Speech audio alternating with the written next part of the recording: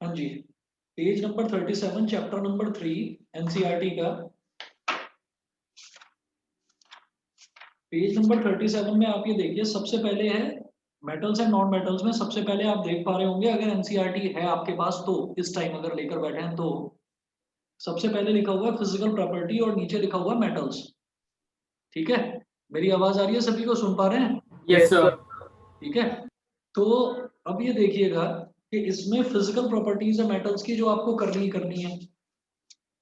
फिर नेक्स्ट आ जाइए non metals, ये भी करना है, इसकी भी फिजिकल प्रॉपर्टीज। तो जो मैंने आपको नोट्स भी दिए हैं और इसमें भी हमको फिजिकल प्रॉपर्टीज और केमिकल प्रॉपर्टीज मेटल्स और नॉन मेटल्स की करनी ही है। मतलब पेज नंबर 37 से और हम अगर आ जाते हैं पेज नंबर 48 तक, तो ये हमें करना ही करना है। फिर उसके बाद आता है जी अकरेंस ऑफ मेटल्स। तो अकरेंस ऑफ मेटल्स में एक्सट्रैक्शन ऑफ मेटल्स है, ये हमें करना है। एक्सट्रैक्शन ऑफ मेटल्स के बाद में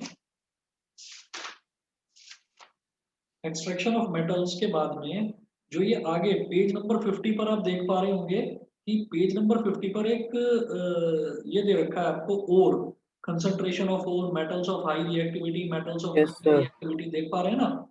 ये सब यस। छोड़ दो, ये सब छोड़ दो और इसके आगे का जितना भी है ये छोड़ ही देना है, ये कुछ नहीं करना आपको।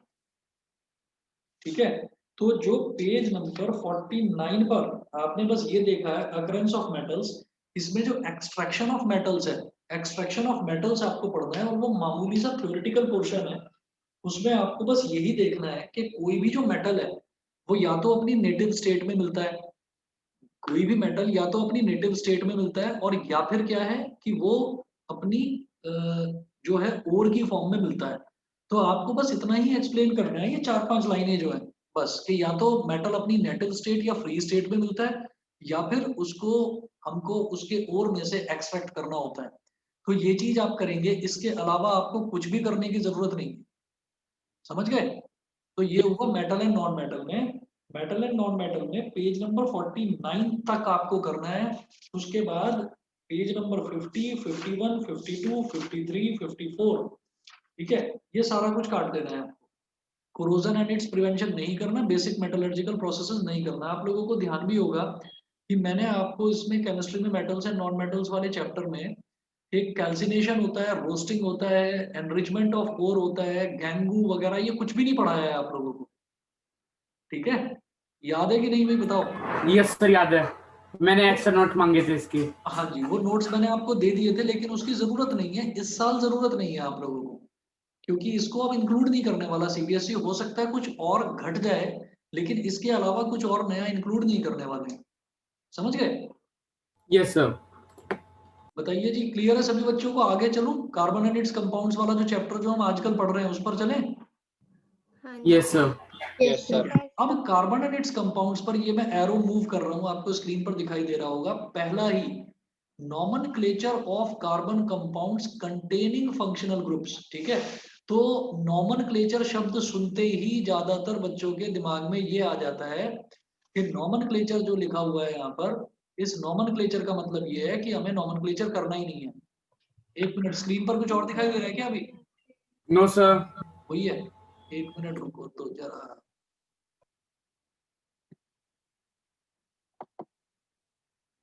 एक मिनट रुकिए।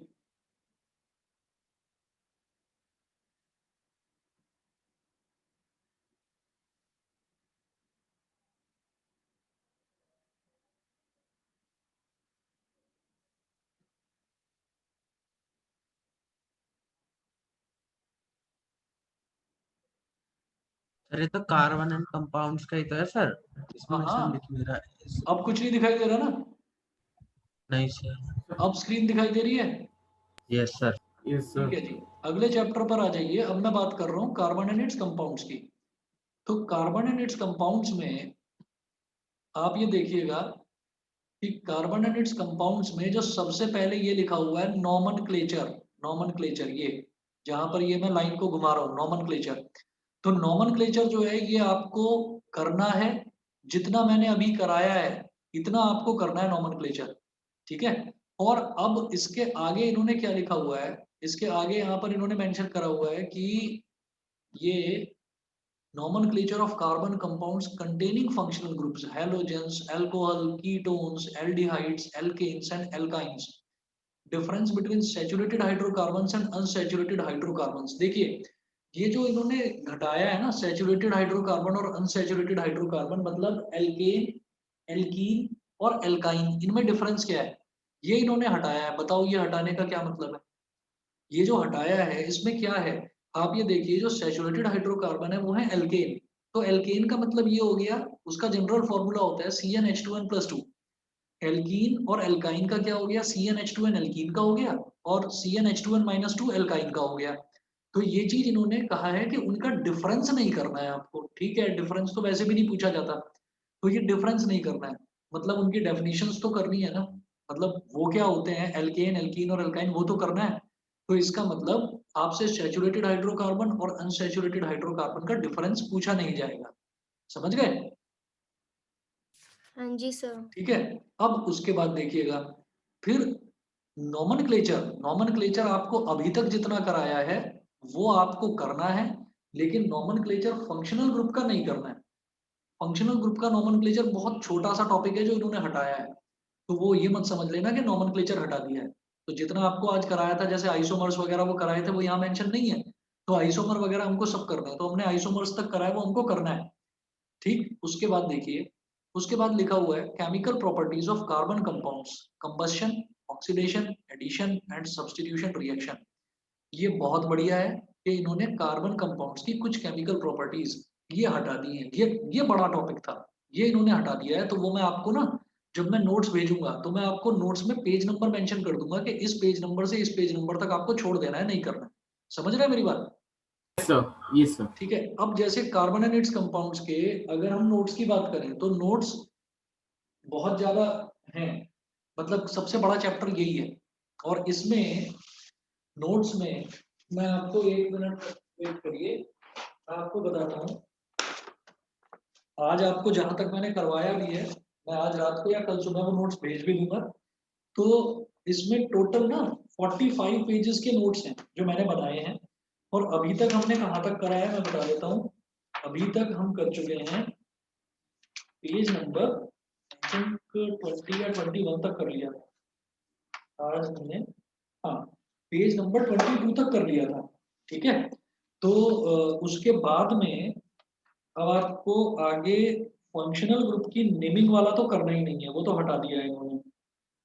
चलिए जी, लेकिन ये जो है ना ये बहुत ही छोटा सा 2-3 पेजेस का पोर्शन है, तो इसको मैं कराऊंगा आपको।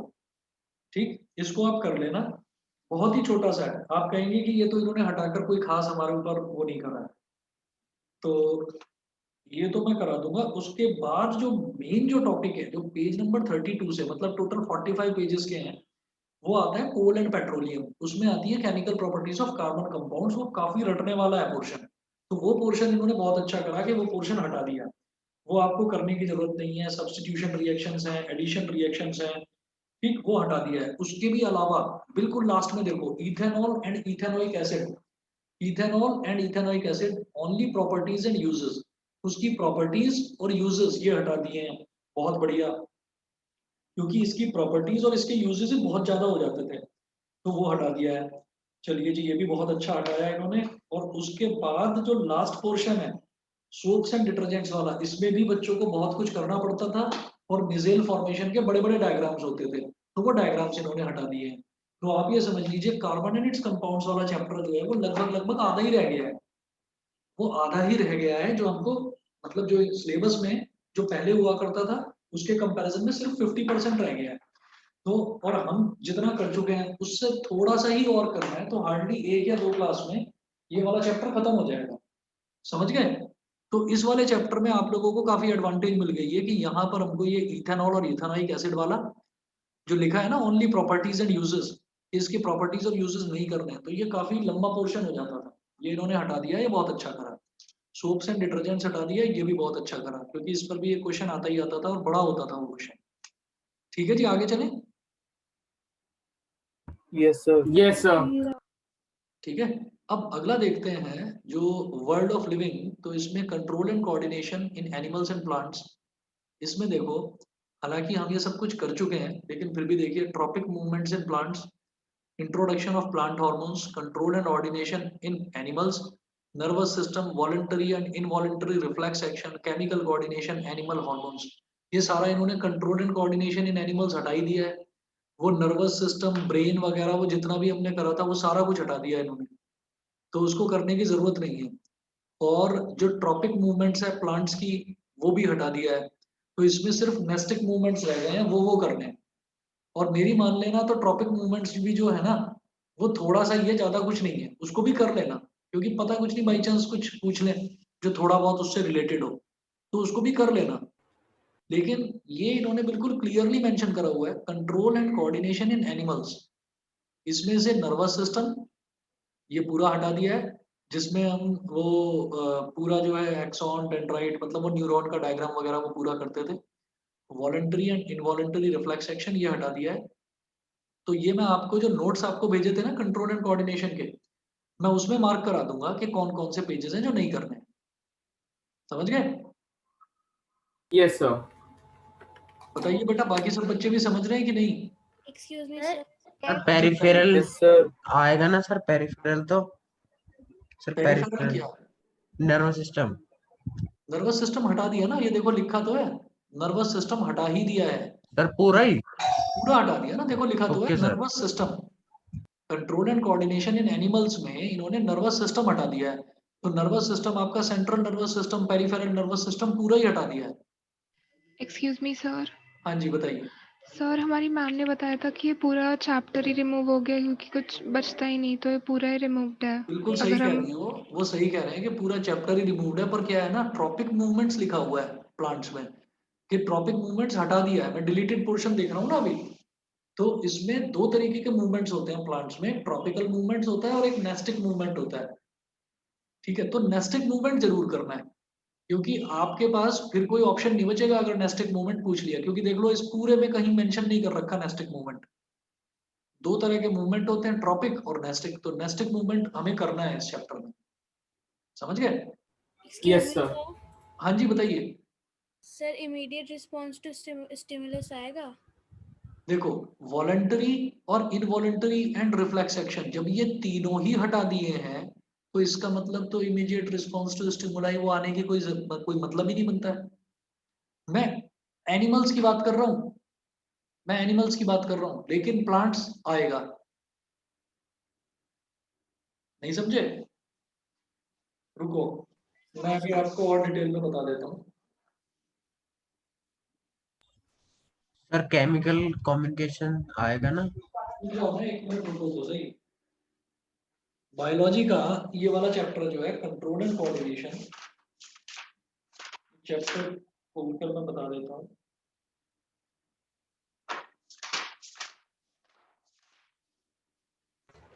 देखिए, इस चैप्टर में जो स्टिमुलाई है, रिस्पॉन्स टू स्टिमुलाई है बेटा, ये तो आएगा। फिर आ जाइए control and coordination in plants. तो इसमें इन्होंने मेंशन कर रखा है कि इंट्रोडक्शन ऑफ प्लांट हार्मोन्स। तो जो प्लांट हार्मोन्स है ना, auxin, gibberellin, cytokinin, abscisic acid, ये हट गया है। देखो ये लिखा हुआ इंट्रोडक्शन ऑफ प्लांट हार्मोन्स, तो ये तो हट गया है। उसके बाद है ट्रॉपिक मूवमेंट्स इन प्लांट्स। तो ट्रॉपिक मूवमेंट्स इन प्लांट्स जो है, अगर उसकी बात करें, एक मिनट, ये जो है ट्रॉपिक मूवमेंट इन प्लांट्स, एक तो इस टॉपिक की अगर बात करें, तो ये टॉपिक जो है इसमें ना ट्रॉपिज्म वो आपका हटा दिया है। ट्रॉपिज्म में आपके टाइप्स ऑफ ट्रॉपिज्म कौन कौन से हैं? Phototropism, geotropism, chemotropism, hydrotropism, thigmotropism, ये टोटली हटा दिया है। लेकिन एक चीज इन्होंने मेंशन नहीं करी है, वो है नेस्टिक मूवमेंट। प्लांट्स के नेस्टिक मूवमेंट इन्होंने मेंशन नहीं करे हैं, क्योंकि देखिएगा क्या करा इन्होंने कि ये सीधा सीधा यहाँ पर ट्रॉपिक मूवमेंट इन प्लांट्स हट गया, और उसके बाद सीधा ये यहाँ पर पहुंच गए, इंट्रोडक्शन ऑफ प्लांट हॉर्मोन्स, ये वाला जो है। ठीक है, तो प्लांट हॉर्मोन्स का जो इंट्रोडक्शन है ये इन्होंने हटा दिया। ठीक, फिर आ गए सीधा सीधा control and coordination in animals, इस पर आ गए। तो इसका मतलब नेस्टिक मूवमेंट जो है वो आपको करना है। नेस्टिक मूवमेंट में आप देखिएगा, एक तो थिग्मोनेस्टी है और एक फोटोनेस्टी है। तो थिग्मोनेस्टी और फोटोनेस्टी बहुत मामूली सा पोर्शन है, ये आपको करना है इसमें। फिर control and coordination in animals, ये देखिए control and coordination in animals, ये इन्होंने control and coordination in animals ये इन्होंने हटाया है। लेकिन जो समझने वाली चीज है वो देखो जरा, एक मिनट रुको,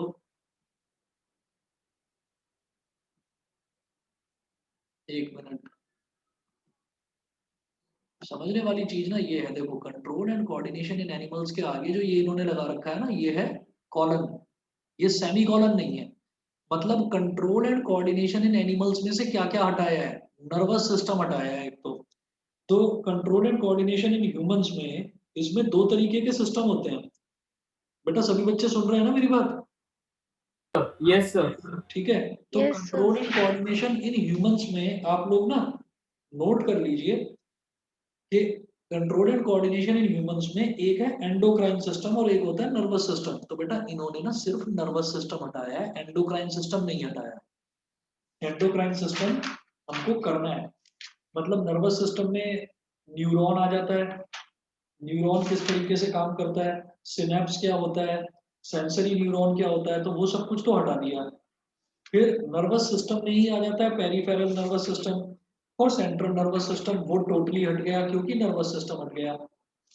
और उसके बाद जो ब्रेन है, ब्रेन भी किसमें आता है, सेंट्रल नर्वस सिस्टम में, तो मजे आ गए आपके, ब्रेन भी हट गया। लेकिन उसके बाद है बेटा एंडोक्राइन सिस्टम, तो एंडोक्राइन सिस्टम नहीं हटाया है क्योंकि एंडोक्राइन सिस्टम में बहुत सारी चीजें आती हैं। एंडोक्राइन सिस्टम में हाइपोथैलेमस है, पिट्यूटरी ग्लैंड है, थायराइड ग्लैंड है, पैराथायराइड ग्लैंड है, थाइमस ग्लैंड, और आपका pancreas, adrenal glands, ovaries, testis, feedback mechanism. तो ये मामूली सा पोर्शन है, तो इस पोर्शन को प्लीज सभी बच्चों को बता रहा हूँ, कोई मत छोड़ना, क्योंकि इन्होंने इनवॉलेंटरी एंड रिफ्लेक्स एक्शन हटाया है और केमिकल कोऑर्डिनेशन में इन्होंने एनिमल हॉर्मोन्स हटाए हैं। ठीक है, तो एनिमल हॉर्मोन्स जो हैं, एनिमल हॉर्मोन्स जो हैं वो भी आपके, एनिमल हॉर्मोन्स भी सेंट्रल नर्वस सिस्टम में ही आता है।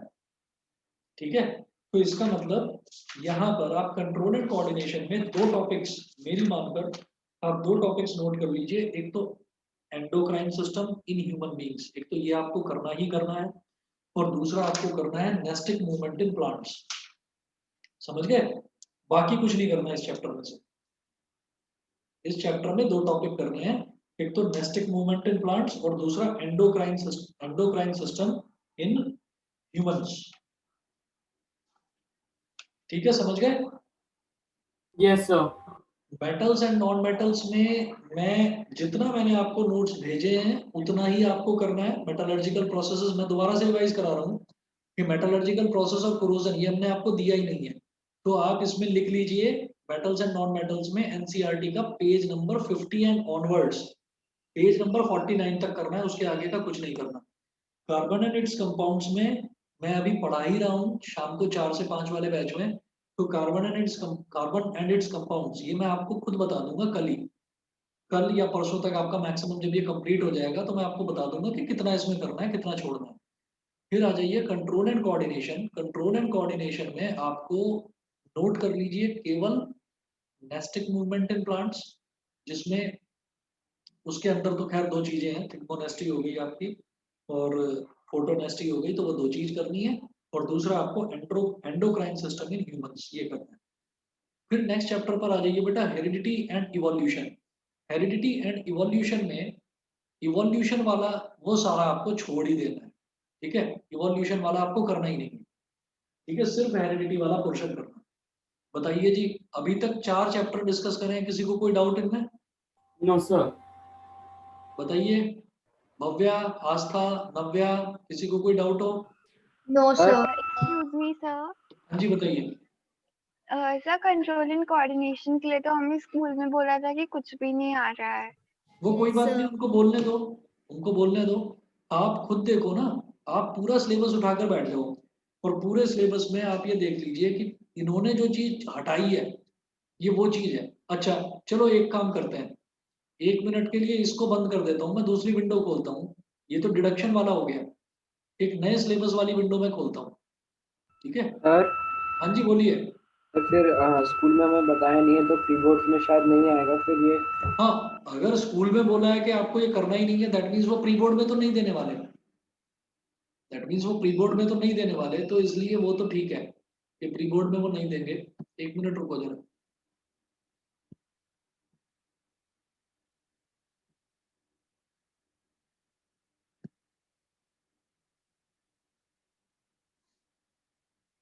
मैं एक बार देखता हूँ इसकी वेबसाइट पर जाकर।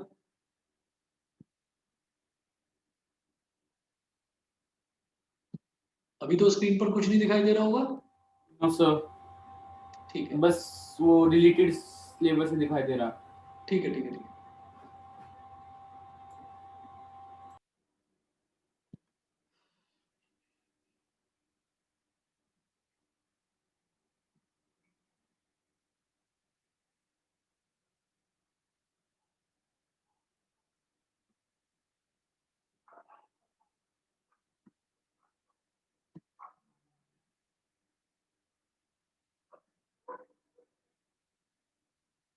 रिवाइज्ड करिकुलम देखते हैं इसके बाद।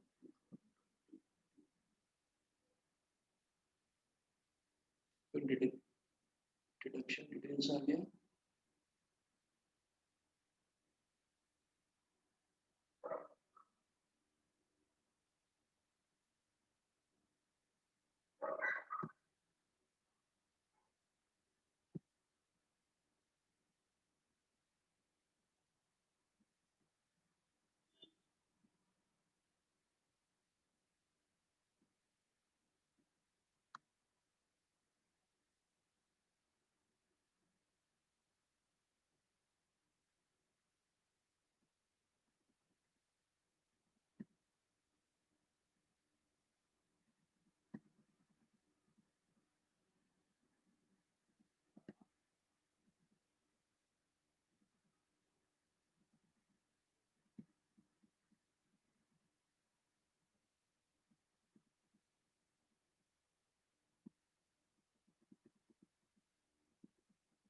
इसमें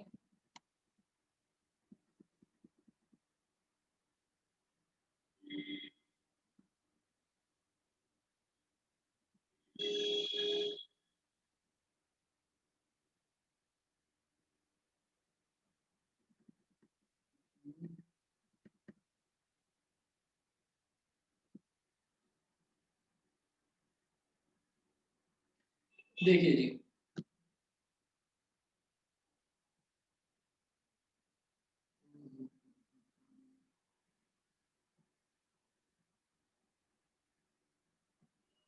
अब देखो दूसरी स्क्रीन स्क्रीन दिखाई दे रही होगी आपको।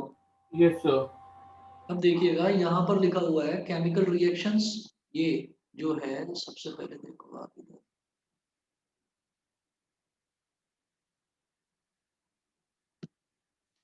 यहाँ देखिए केमिकल रिएक्शंस में chemical equation, balanced chemical equation, मतलब ये सिलेबस है, ये सिलेबस है।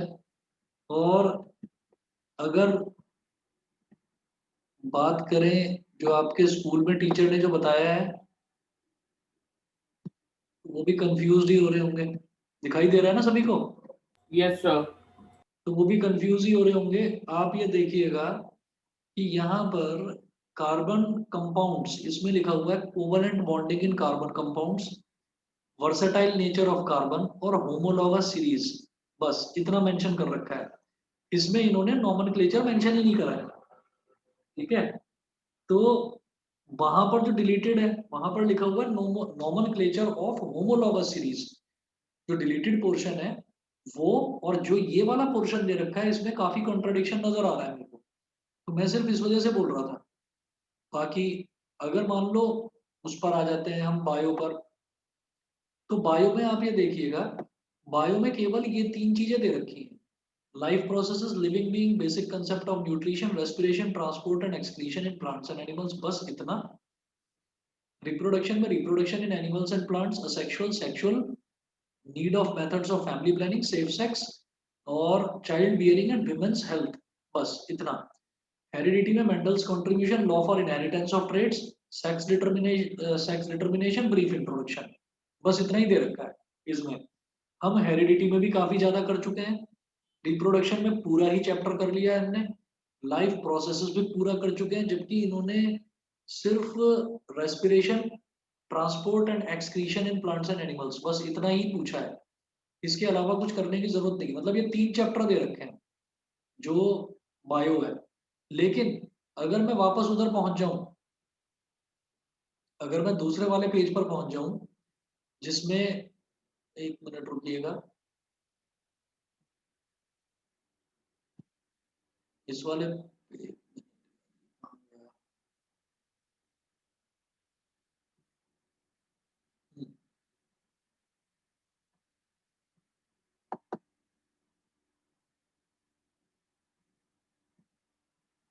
अब ये दिखाई दे रहा है word of living. Yes, sir. तो अगर हम इस पेज पर पहुंच जाएं तो बेटा यहाँ पर तो एक एक चैप्टर में से डिलीट क्या क्या कर रखा है वो दे रखा है। अगर मान लो कुछ ऐसा होता है कि कोई चैप्टर पूरा ही डिलीट कर देते, तो उस चैप्टर का नाम लिखा हुआ होता है कि वो चैप्टर पूरा ही डिलीट कर दिया है, तो मुझे थोड़ा सा कॉन्ट्राडिक्टरी लग रहा है।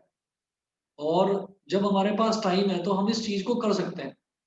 देखिए जैसे यहाँ पर है, ये जो चैप्टर है ये वाला कंट्रोल एंड कोऑर्डिनेशन, तो कंट्रोल एंड कोऑर्डिनेशन में ट्रॉपिक मूवमेंट लिखा हुआ है लेकिन नेस्टिक मूवमेंट नहीं लिखा हुआ, मतलब ये डिलीटेड पोर्शन है ना। ऐसे ही नर्वस सिस्टम लिखा हुआ है कि नर्वस सिस्टम डिलीटेड है, तो नर्वस सिस्टम के अंदर के सारे टॉपिक्स हैं, लेकिन एंडोक्राइन सिस्टम मेंशन नहीं है। तो मेरे हिसाब से तो कर लेना, बहुत छोटे छोटे से 2 टॉपिक्स हैं, क्योंकि अगर आ गया तो फिर स्कूल वाले भी क्या कहेंगे, ये चीज है। क्योंकि सीबीएसई के पास तो ये कहने के लिए है कि क्या क्या डिलीट करा था वो यहाँ पर मेंशन्ड है, उनके पास ये कहने के लिए है।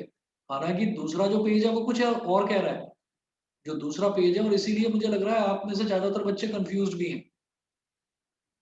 इसी वजह से तो आप लोग पूछना चाह रहे थे ना मेरे से, Yes, sir. है ना। तो इसलिए मेरी मानिए तो जितना मैं कह रहा हूँ उतना जरूर कर जाना, क्योंकि बहुत ज्यादा नहीं है, बहुत ज्यादा नहीं है। अगर मान लो मैं मैथ्स की बात करता हूँ तो देखिएगा, मैं एक बार मैथ्स पर आ जाता हूँ, इसको 2 मिनट के लिए बंद करूँ, Yes, sir. कर दीजिए. है ना। Yes sir. 1 मिनट जरा, मैं मैथ्स पर आता हूँ। ये साइंस हो गया, पॉज करता हूँ जरा शेयरिंग।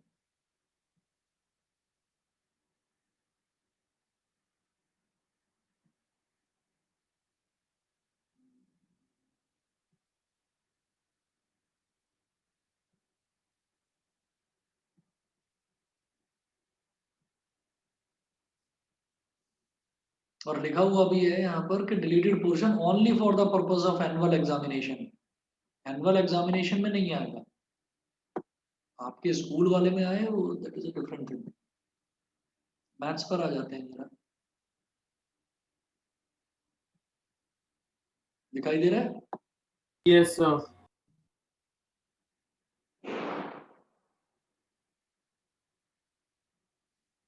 जैसे हम यहाँ पर आ गए, जो पहला चैप्टर है रियल नंबर, रियल नंबर में यूक्लिड्स डिवीजन लेमा ये पूरी तरह से हटा दिया है। इसका मतलब क्या है, यूक्लिड्स डिवीजन लेमा हटाया है, यूक्लिड्स डिवीजन एल्गोरिथम नहीं हटाया है। फिर आ जाओ पॉलिनोमियल्स में, पॉलिनोमियल्स में statement and simple problems on division algorithm for polynomials with real coefficients, ये हटाया है। फिर है पेयर ऑफ लीनियर इक्वेशन इनमें क्रॉस मल्टीप्लिकेशन। ठीक, अब जितने भी चैप्टर हैं इसमें आप ये देखिए बेटा, कोई भी चैप्टर ना, कोई भी चैप्टर ऐसा नहीं है जो पूरा हटा दिया हो, और अगर पूरा चैप्टर हटा दिया हो तो वो इस तरीके से मेंशन्ड होता है। आप क्लास 9th में देखना अभी जरा, क्लास 9th में ये लिखा हुआ है, देखो ये दिखाई दे रहा है, ये क्लास 9th का है एरिया, ये लिखा हुआ है डिलीट द चैप्टर, समझ रहे हो। क्वाड्रिलेटरल्स में लिखा हुआ है नो डिलीशन, जहां पर अभी कर्सर मूव कर रहा है दिखाई दे रहा है स्क्रीन पर, Yes, sir. तो ये लिखा हुआ है नो डिलीशन, मतलब क्वाड्रिलेटरल में कोई भी टॉपिक Yes, sir. डिलीट करा ही नहीं है। और एरिया वाला जो चैप्टर है, एरिया वाले चैप्टर में लिखा हुआ है डिलीट द चैप्टर, दिखाई दे रहा है, हाईलाइट कर दिया मैंने। Yes. है ना। तो अगर Yes, ऐसा sir. होता, फिर ऊपर देखो आप, इंट्रोडक्शन टू यूक्लिड्स ज्योमेट्री, ये 9th क्लास में आप लोग बड़े परेशान होते थे इस चैप्टर में, ये इन्होंने लिख दिया डिलीट द चैप्टर। तो जैसे मैं साइंस वाला देख रहा हूँ ना, तो साइंस वाले में अगर मान लीजिए कुछ ऐसा होता तो डिलीट द चैप्टर लिखते हो। अब सवाल ये उठता है कि हमारे स्कूल के टीचर तो बोल रहे हैं दूसरी चीज कि जो रिवाइज्ड सिलेबस है, रिवाइज्ड सिलेबस में कंट्रोल एंड कोऑर्डिनेशन नाम की चीज ही नहीं है। लेकिन यहाँ पर जो डिलीटेड चैप्टर, डिलीटेड पोर्शन है, डिलीटेड पोर्शन में कुछ टॉपिक्स बता रखे हैं कि ये टॉपिक्स नहीं करने उसमें कंट्रोल एंड कोऑर्डिनेशन में। तो मेरी एक बात मैं आपको एक चीज बता देता हूँ, कई बार ऐसा होता है कि एग्जाम में कोई क्वेश्चन आ गया, आपने ये सोचकर छोड़ दिया कि भाई ये तो, आप वहां पर खड़े हो गए, आपने बोलना शुरू करा कि ये तो सिलेबस में ही नहीं है, इस तरीके से कैसे हो गया। तो क्या है ना कि आपको मिलेगा सिर्फ 3 घंटे का टाइम। 3 घंटे के टाइम के बाद फिर मान लीजिए कि वो 1-2 नंबर का जो भी आया था वो आप नहीं कर पाए, सिर्फ ये सोचकर कि ये तो हमारा सिलेबस में से हट गया था, और जबकि वो 1-2 नंबर का था बहुत आसान पोर्शन। तो मेरी सलाह मानिए कि आपके लिए बहुत अच्छा आप स्कोर करना चाह रहे हैं, तो 1 नंबर 2 नंबर की बहुत ज्यादा वैल्यू है। जो एवरेज या बिलो एवरेज स्टूडेंट है उसके लिए तो वैल्यू नहीं है, वो तो पूरा पूरा 2-3 चैप्टर ही छोड़कर चले जाएंगे, जो सिलेबस में है भी वो तो वो भी छोड़कर चले जाएंगे। लेकिन क्या है कि if you are really looking for good marks, तो आप थोड़ा बहुत जितना जितना मैं आपको कहता जाऊँ उतना जरूर कर लेना। भले ही स्कूल के लिए मत करो, स्कूल में वो ना दें उस चैप्टर को, that is a different thing, पर जितना बता रहा हूँ उतना कर लेना, ठीक है ना। तो यहाँ पर सिर्फ और सिर्फ 2 टॉपिक्स बोल रहा हूँ कंट्रोल एंड कोऑर्डिनेशन के, वो 2 टॉपिक्स कर लेना। ऐसे ही 1-2 टॉपिक्स में आपको कार्बन एंड इट्स कंपाउंड्स में भी बोलूंगा, वो भी कर लेना, छोड़ना मत, क्योंकि ये पुराना रिकॉर्ड रहा है, और एक बच्चे का नहीं हर बच्चे का रहा है कि आप जो छोड़कर जाओगे ना पेपर में वही आता है। सुन रहे हो मेरी बात? Yes, sir. हाँ जी, क्या बोल रहे हैं? सर कुछ नहीं। नहीं, समझ में नहीं आया, प्लीज दोबारा बताओ।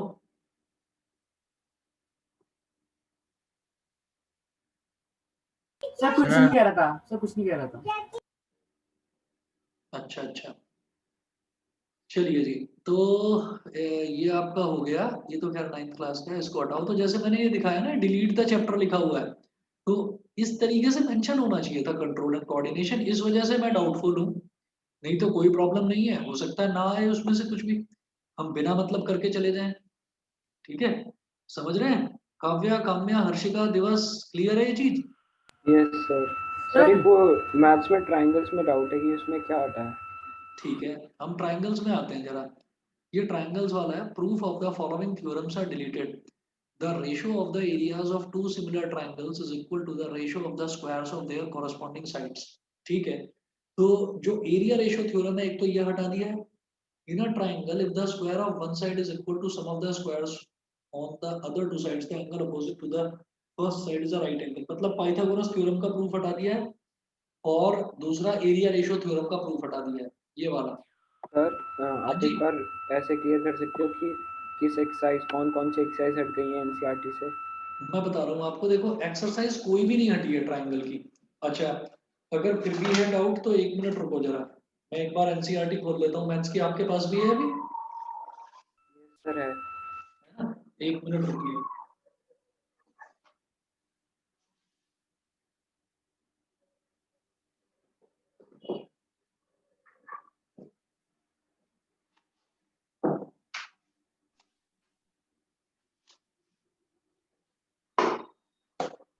जैसे ट्राइंगल्स वाला जो चैप्टर है, ट्राइंगल्स वाला चैप्टर है हमारा चैप्टर नंबर 6।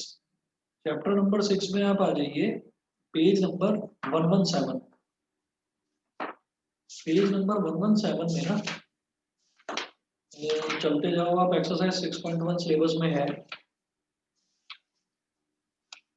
फिर थेल्स थ्योरम वाली जो नेक्स्ट एक्सरसाइज है, एक्सरसाइज 6.2, ये भी है, 6.3 भी है।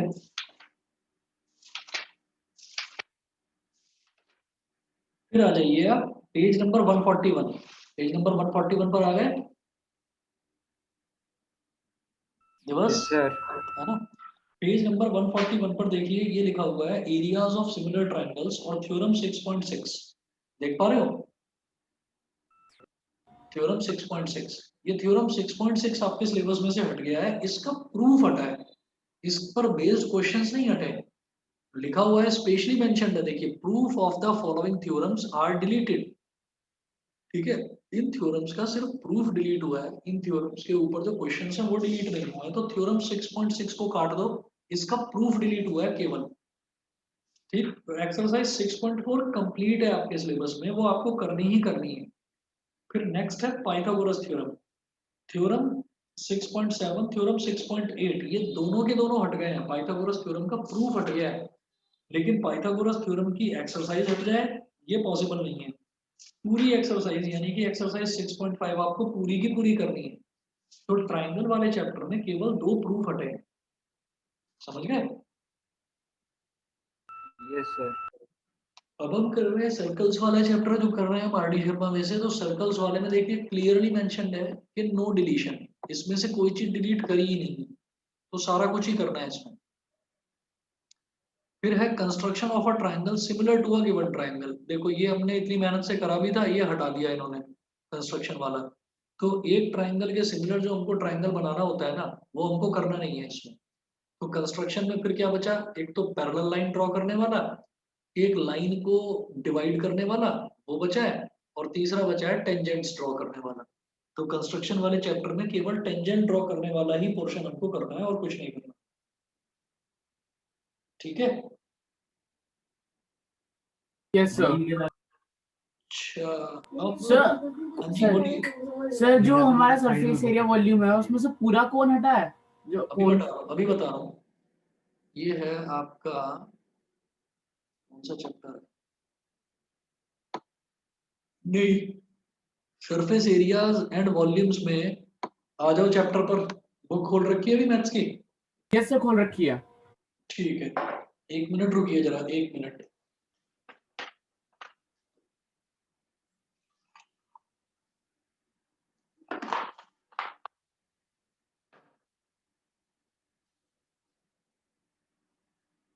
इसमें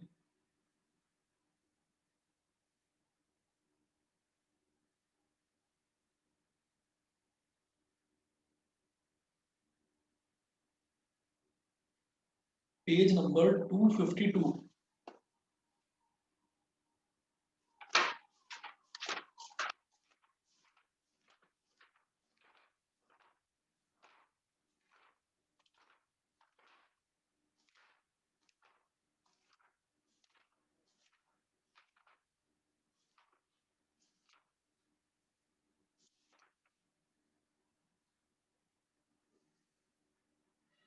पेज नंबर 252 पर देखिएगा।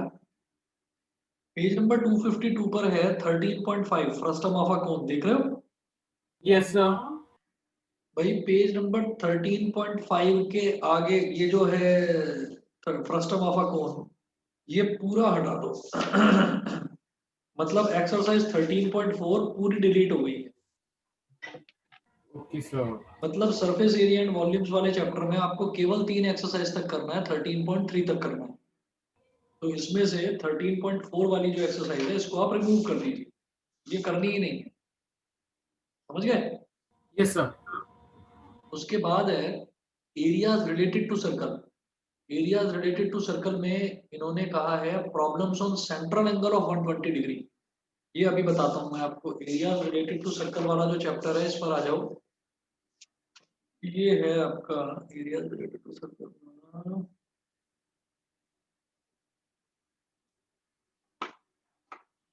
ये चैप्टर है पेज नंबर 223 पर।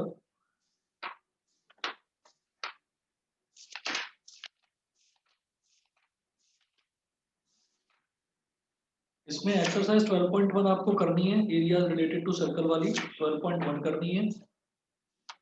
और अब आपको पता है क्वेश्चंस काटने हैं कुछ, जो मैं क्वेश्चंस आपको बता रहा हूँ वो क्वेश्चंस काटने हैं कुछ। एक आप पेज नंबर 228 पर एग्जांपल 3 है, ये काट दीजिए, क्योंकि देख रहे हैं आप पेज नंबर 228 पर? सभी बच्चों के पास है अभी एनसीईआरटी? पार्थ मेहता, सक्षम त्यागी, श्रीजा, यश, बताइए। Yes sir. Yes sir. Yes sir. ठीक है, तो आप पेज नंबर 228 पर एग्जाम्पल नंबर 3 देखो, बिल्कुल नीचे दे रखा है। इसमें आप देख रहे हैं ना, सेंट्रल एंगल क्या दे रखा है, 120 डिग्री, यस सर। है ना? तो problems on central angle of 120 degree, ये जो मैंने अभी हाईलाइट करा है पोर्शन आप देख पा रहे होंगे स्क्रीन पर, problems on central angle of 120 degree. तो एग्जांपल 3 काट दो एक तो, उसके बाद जो है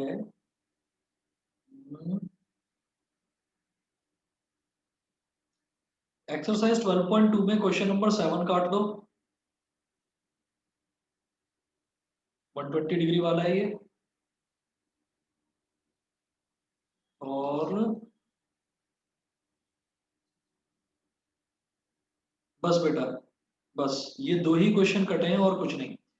मतलब सेंट्रल एंगल 120 डिग्री वाला क्वेश्चन नहीं आएगा, बाकी सारे एंगल्स वाले आएंगे। मतलब सेंटर में अगर 90 डिग्री का एंगल बन रहा है, या मान लीजिए 60 डिग्री का एंगल बन रहा है, तो वो सब कुछ आएगा। ठीक, तो 2 क्वेश्चंस कटवाए हैं इसमें मैंने आपको। और उसके अलावा मतलब 12.2 का एक क्वेश्चन, और 12.2 से पहले जो एक है एग्जाम्पल नंबर 3, वो 2 काटने थे। और area of combination of plane figures, इसमें से कुछ भी नहीं हटा है, तो ये सारा का सारा आपको करना है। ठीक है, तो जो आपका एरिया रिलेटेड टू सर्कल है, अगर हम सिर्फ और सिर्फ एनसीईआरटी की बात करें तो एनसीईआरटी में से इसमें से सिर्फ 2 क्वेश्चन कटे हैं, बाकी और कुछ नहीं। ठीक है, फिर आप आ जाइए हाइट्स एंड डिस्टेंसेस वाला जो चैप्टर है, यानी कि ये एप्लीकेशंस ऑफ ट्रिग्नोमेट्री, इसमें नो डिलीशन, ये पूरा चैप्टर करना है। ठीक है, कंस्ट्रक्शन वाले में सिर्फ और सिर्फ हमको जो ट्राइंगल, हम सिमिलर ट्राइंगल कंस्ट्रक्ट करते थे, सिर्फ वो हटा है। उसके बाद ट्राइंगल्स में मैंने आपको बता ही दिया, सर्कल में कोई डिलीशन नहीं, हाइट्स एंड डिस्टेंसेस इसमें कोई डिलीशन नहीं। ट्रिग्नोमेट्रिक आइडेंटिटीज पर आ जाइए, ट्रिग्नोमेट्रिक आइडेंटिटीज वाला चैप्टर नंबर 8 पर आ जाओ।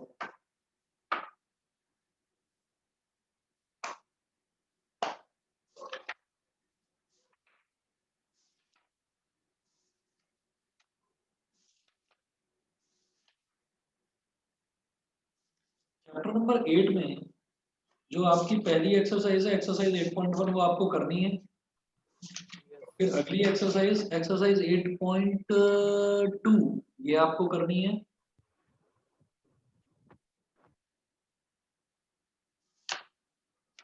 फिर है, जैसे एक चीज अगर आप देख पा रहे होंगे अभी, यहाँ पर इंट्रोडक्शन टू ट्रिग्नोमेट्री के आगे लिखा हुआ है motivate the ratios whichever are defined at 0 degree and 90 degree. समझ रहे हैं? Motivate the ratios whichever are defined at 0 degree and 90 degree. देख पा रहे हैं इस लाइन को जो लिखा हुआ है? Yes sir.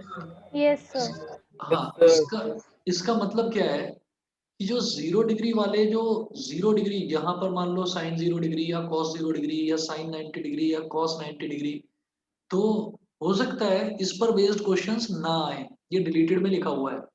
जब हमने पूरी टेबल ही याद कर दी है, तो प्रॉब्लम क्या है, इसको आप इग्नोर कर दो। ये जो लाइन लिखी हुई है ना, motivate the ratios whichever are defined at 0 degree and 90 degree, अगर आपको लगता हो कि मैं पूरी टेबल याद कर लूंगा, सिर्फ 30 डिग्री, 45 डिग्री और 60 डिग्री वाले एंगल्स का मैं पूरा टेबल याद कर लूंगा, 0 डिग्री और 90 डिग्री छोड़ दूंगा, तो ऐसा मत करना भाई। टेबल आपने याद करी है तो पूरी टेबल ही याद करो। समझ गए ना? तो इस वजह से मैं इस वाली लाइन को, जो मैंने अभी हाईलाइट कर रखी है, मैं इसको इग्नोर कर रहा हूँ। तो इस वजह से आपको 8.1 और 8.2 ये एक्सरसाइज पूरी करनी है। 8.3 आप एक्सरसाइज छोड़ दें, 8.3 नहीं करनी। फिर जो ट्रिग्नोमेट्रिक आइडेंटिटीज वाली है एक्सरसाइज 8.4, ये तो आपको करनी ही करनी है। उसके अलावा जो आर डी शर्मा में मैंने आपको 40-45 क्वेश्चन बताए थे, वो सारे क्वेश्चंस करने हैं। ट्रिग्नोमेट्रिक आइडेंटिटीज आपको याद होगा, हम एक बार आर डी शर्मा में से कर चुके हैं। यस तो सर। वो सारे क्वेश्चंस आपको करने ही करने हैं, आइडेंटिटीज मत छोड़ देना। ट्रिग्नोमेट्रिक आइडेंटिटीज में इन्होंने लिखा है trigonometric ratios of complementary angles, ये सबसे आसान वाला पोर्शन है। इन्होंने ये हटाया है, आइडेंटिटी एक भी नहीं हटाई। ठीक है, अब हम रिवर्स ऑर्डर में चल रहे हैं। फ्रस्टम ऑफ अ कोन ये हट गया, ये आपने देख लिया। एरिया रिलेटेड टू सर्कल में 2 क्वेश्चन हटे हैं बस। हाइट्स एंड डिस्टेंसेस में कुछ नहीं हटा। ट्रिग्नोमेट्री वाले जो चैप्टर है, चैप्टर नंबर 8, उसमें एक्सरसाइज 8.3 काट दीजिए, नहीं करनी। कंस्ट्रक्शन वाला जो चैप्टर है इस पे आ जाओ। ये है चैप्टर नंबर 11। चैप्टर नंबर 11 कौन सा पेज है? Page number 216।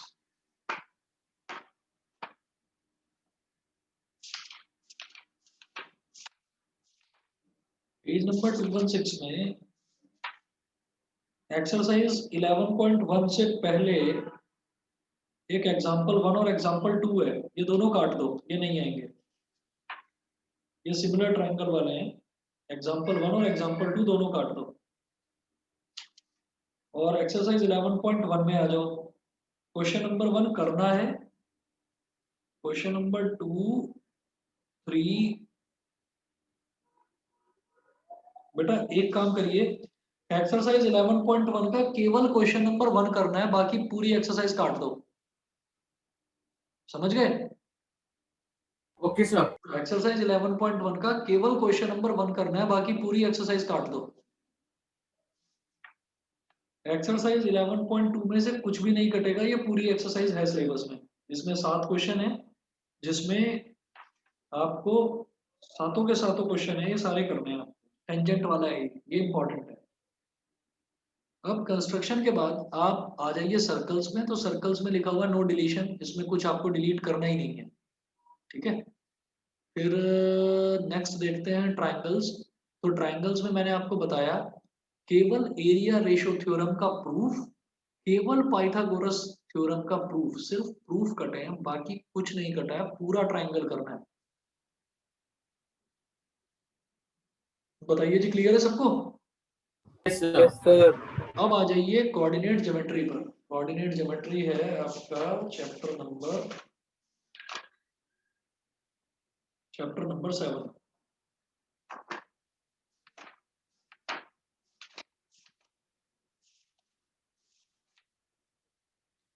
चैप्टर नंबर 7 में डिस्टेंस फॉर्मूला वाला जो पोर्शन है, एक्सरसाइज 7.1 करनी है। एक्सरसाइज 7.2 ये भी कंप्लीट करनी है। एक्सरसाइज 7.2 के बाद जो भी कुछ है वो कुछ नहीं करना आपको। 7.3 7.4 पूरा हटा दो।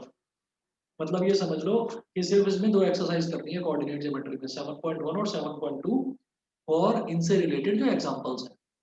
मतलब पेज नंबर 167 तक करना है, 168 से लेकर और आगे 172 तक, ये पूरा काट लो। समझ गए? Yes sir. अब आप आ जाइए अरिथमेटिक प्रोग्रेशंस पर। अरिथमेटिक प्रोग्रेशन ये है आपका chapter number 5, page number 93। Arithmetic progression में क्या मेंशन है? Application is solving daily life problems based on sum to and terms. ठीक है।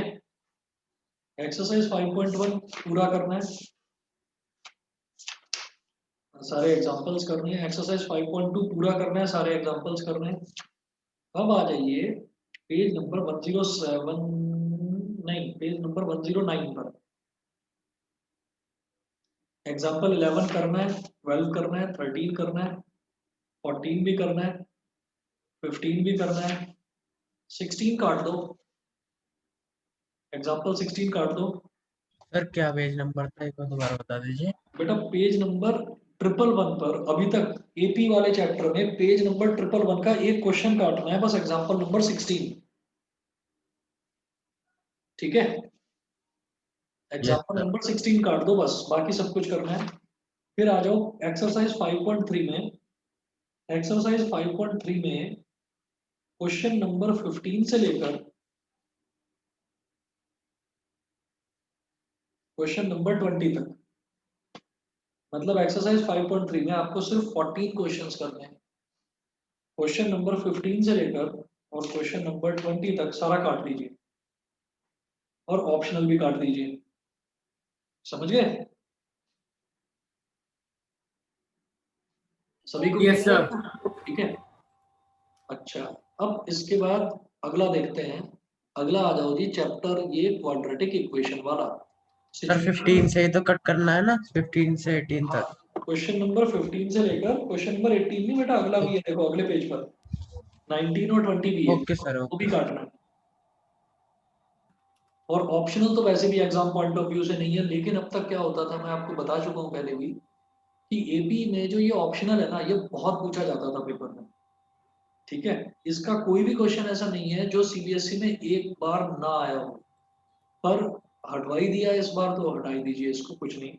तो आपको केवल एग्जाम्पल नंबर 16 काट देना है, पेज नंबर 111 पर जो है, और एक्सरसाइज 5.3 का क्वेश्चन नंबर 15 से लेकर और आगे तक का सारा काट लो। फिर आ जाओ pair of linear equations in two variables, जिसमें cross multiplication method, sorry quadratic equation बच गया बीच में। Situational problems based on equations reducible to quadratic equations. अच्छा, ये वाला पेज नंबर 70 पर है।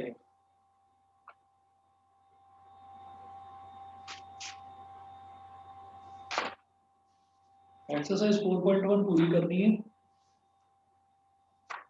एक्सरसाइज 4.2 पूरी करनी है। कंप्लीटिंग द स्क्वायर जो है ये लास्ट ईयर ही हटा दिया था सिलेबस में से, तो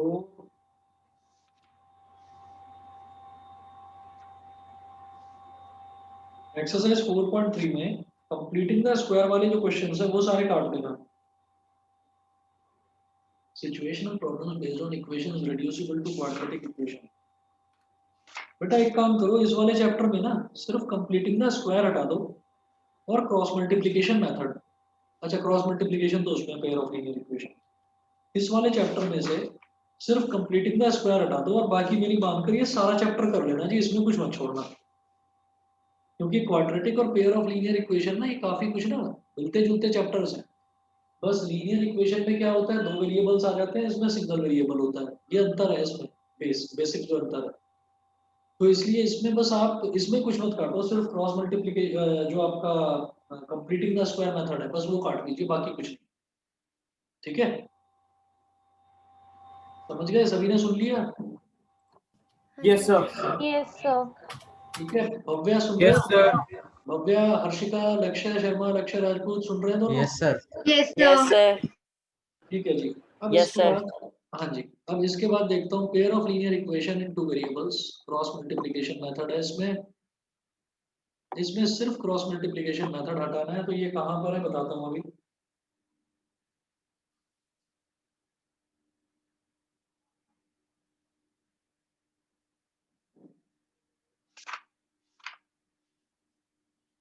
एक्सरसाइज 3.4 तक कंप्लीट करना है आपको, और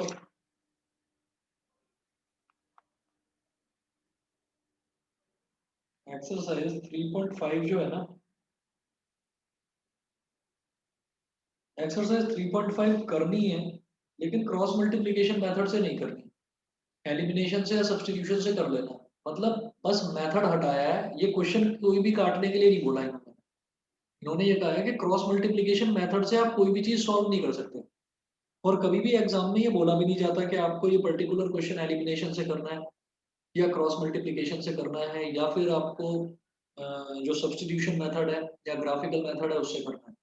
तो इन्होंने बस ये क्रॉस मल्टीप्लिकेशन मेथड हटा दिया कि ये आपकी चॉइस है, आप उससे करना चाहें तो भी नहीं कर सकते, क्योंकि क्रॉस मल्टीप्लिकेशन मेथड हटा दिया है।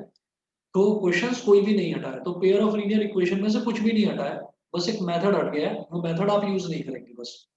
समझ गए? तो इसकी कोई भी एक्सरसाइज कटी नहीं है। समझ गए सभी बच्चे? Yes sir. Yes sir.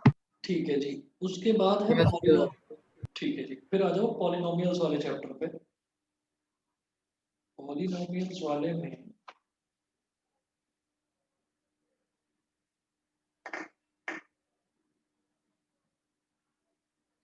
statement and simple problems on division algorithm for polynomials with real coefficients.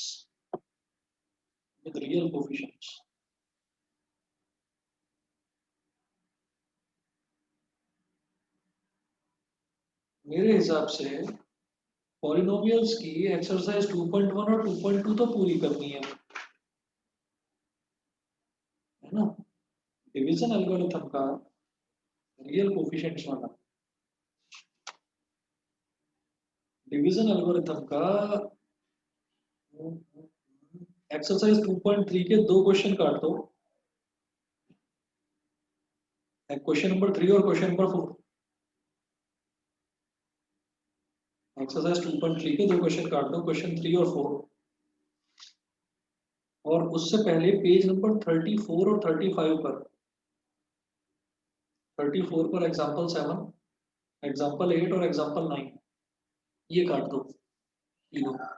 इन पर क्वेश्चन नहीं आएंगे लेकिन हम करेंगे जरूर, इनको कर भी चुके हैं, इन पर क्वेश्चन नहीं आएंगे, बाकी आता तो है ही आपको। चलिए जी, इसके अलावा यूक्लिड्स डिवीजन लेमा, बस यूक्लिड्स डिवीजन लेमा कट गया है, समझ गए जी? Yes sir. Yes, sir. और मैथ्स में और क्या बचा? और तो नीचे के 2 चैप्टर्स बचे हुए थे बस, ये आपका स्टैटिस्टिक्स, स्टेप डेविएशन मेथड हटा दिया, और आपका क्यूमुलेटिव फ्रीक्वेंसी ग्राफ, यानी कि जो हमने ओजाई वो हमने कराई नहीं है वो हटा दिया। प्रोबेबिलिटी में कोई डिलीशन है ही नहीं, तो स्टेप डेविएशन मेथड हटा है और प्रोबेबिलिटी हटा है। प्रोबेबिलिटी में कुछ भी नहीं हटा, सॉरी, वो तो पूरा कंप्लीट है। क्यूमुलेटिव फ्रीक्वेंसी ग्राफ हटा है, समझ गए? ठीक है जी, मार्क कर लिया फिर। अब तो और तो कोई डाउट नहीं रहा है इसमें कि क्या No, क्या sir. हटा है क्या क्या नहीं हटा। No sir. No, sir. बताइए, आस्था, भव्या, दीपांशी, सभी को क्लियर है ना? एक्सक्यूज मी सर, हाँ जी बताइए। सर आपने बायो का पूरा करा दिया था एंड फिजिक्स का? कौन सा वाला? सर फिजिक्स वाला पोर्शन, बिकॉज उस टाइम पे ना मैं बहुत बार लाइक डिस्कनेक्ट हो रही थी, तो जब मैं अच्छा, नहीं कनेक्ट नहीं भी नहीं, हो रही मैंने थी तो आपकी मैंने वॉइस क्रैक। मैंने फिजिक्स का तो आज कुछ बताया ही नहीं है, बस बायो और केमिस्ट्री का बताया है, तो फिजिक्स रह गया बस अभी। सर एक बार सरफेस एरिया एंड वॉल्यूम का बता दीजिए। सरफेस एरिया एंड वॉल्यूम वाले चैप्टर में ना, फ्रस्टम वाला, बस ये हटी है, एक एक्सरसाइज हटी है। ओके। हाँ, फ्रस्टम और सर वाला, सम एप्लीकेशन ऑफ ट्रिग्नोमेट्री में से? उसमें से कुछ भी नहीं हटा। ये लिखा हुआ है ना, देखो, नो डिलीशन, उसमें से कुछ भी नहीं हटा। Okay sir. हाँ। तो बेटा Yes, इतना sir. कर लीजिए, बाकी फिजिक्स का कल बता देता हूँ आपको। सर एक और चीज, हाँ बताइए। सर इन्वायरमेंट एंड जो एक और चैप्टर था वो नेचुरल रिसोर्सेज वाला है नेचुरल बायो रिसोर्सेज, का, हाँ, वो दोनों हट गए?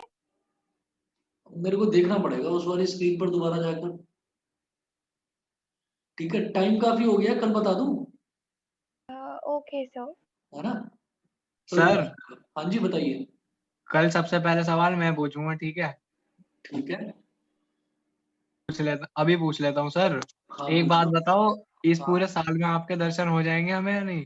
नहीं हो जाएंगे, तुम आते ही नहीं हो कभी, कभी भी आ जाओ घर पे। सर वो वाले दर्शन नहीं, वो तो मैं वैसे भी कर लूंगा।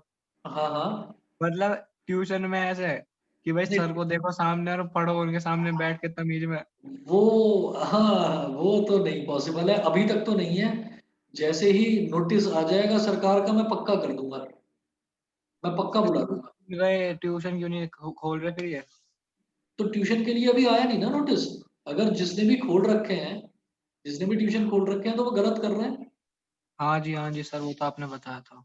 हाँ, बस यही चीज है। वो आप जानते ही हो, अब अगर सारे भी खुल जाएंगे तो भी आप ये समझ लीजिए, तो भी वो गलत कर रहे हैं, तो भी वो गलत कर रहे हैं। एक मतलब अभी समझ तो रहे हैं ना, अभी कहाँ कोई वैक्सीन तो आई नहीं है, तो ना तो मैं शक्तिमान हूँ ना तुम शक्तिमान हो।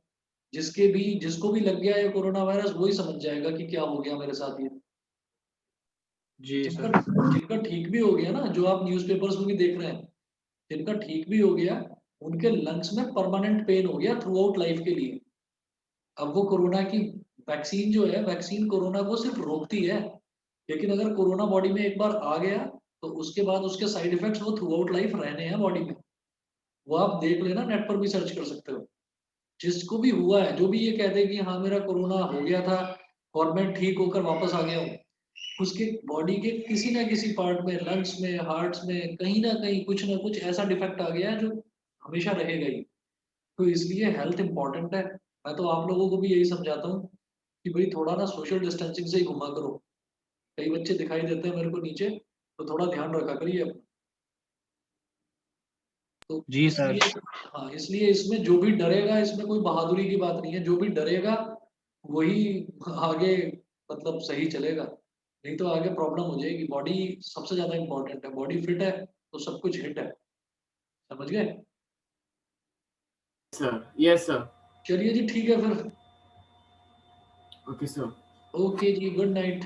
Good night sir. Okay sir. Sir नमस्ते। Thank you sir. नमस्ते। नमस्ते Thank sir. you, sir. Thank you, okay sir. Okay Bye, sir. Okay, bye bye sir. Thank you, sir. Okay. Healthy free life sir. क्या लक्ष्य है?